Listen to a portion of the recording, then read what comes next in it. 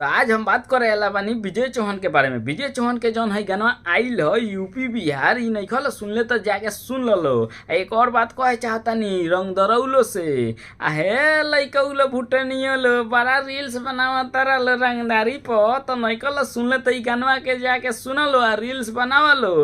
एक और बात बा जितना रंगदारी गाना आइल नु वो गानवा के ई दादा बा गाना रंगदारी में सही में सब रंगदारी से ज़्यादा एमे ज़्यादा रंगदारी बा ये गानवा में। तो नइखल सुन ले तो जाके सुन लो। एक और बात बा पावर स्टार पवन सिंह के बारे में क्या कहले रहनी कि तुम्हारे सिवा जब भी गानवा आ जाई तो उ बवाल करी कि ना तबाही मचाई कि ना मचा देलक नु। खेसारी लाल के पीछे छोड़ के आगे निकल गइल नु।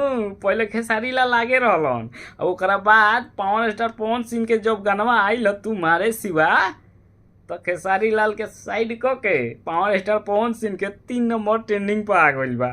अब बतावा लो तो तारा लोगन से का कहले रहनी कि पावर स्टार पवन सिंह के गला में आवाज में दम बा आ खेसारी लाल के खाली ठुमका में दम बा।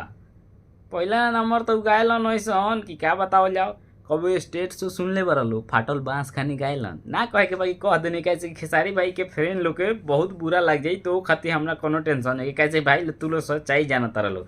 पावर स्टार पवन सिंह के आवाज़ में दम बा खेसारी लाल के खाली एक्टिंग और डांस में बारन आवाज़ में कोनो उनका दम नहीं खे ओकरा ले तो बढ़िया टुनटुनवा जवान गायला मजाक ना तू लोग जाना तारा लो तारा लोग इनके खराब लागल हो तो ओकरा खातिर क्षमा माफ करिए लो जौन हकीकत बा जौन कह देनी है ठीक बा।